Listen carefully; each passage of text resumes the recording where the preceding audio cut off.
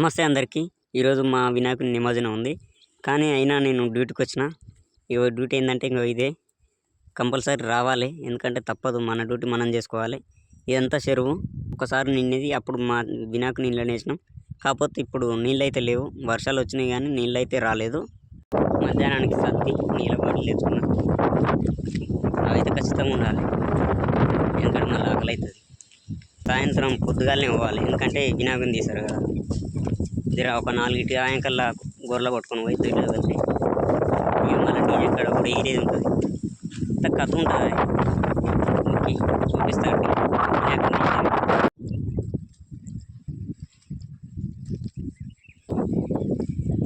ఇది 3 ఎకరాలు ఉంటుంది, మినిమం ఉంది గడ్డి.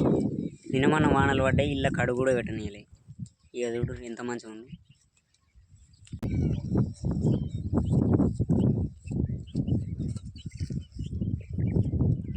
టైం 4 అవుతుంది, ఇంటికి పోతున్నాం. ఇంకా డీజే సప్పుడు అవుతుంది.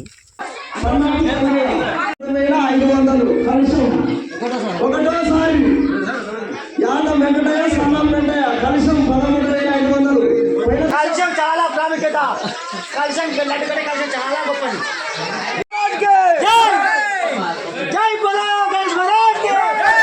కలిసమే వాడుతారు, ఎందుకంటే నేను లడ్డు వాడినప్పుడు లేను.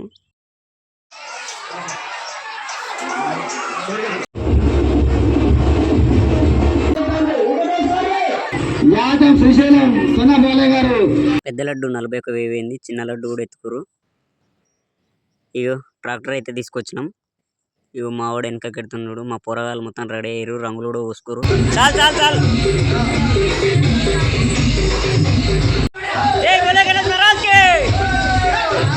ట్రాక్టర్లో పెట్టడానికి రెడీ అయ్యారు మా వాళ్ళు. ఇగో తీసుకొస్తారు చిన్న వినాయక.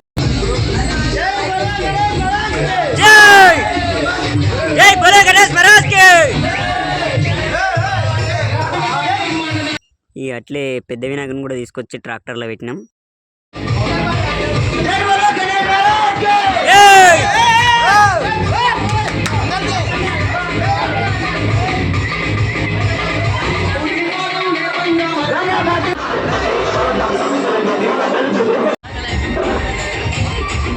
చిన్న పొరగాళ్ళు ఇంకో వినాయకుని కూడా పెట్టారు మా వాళ్ళు.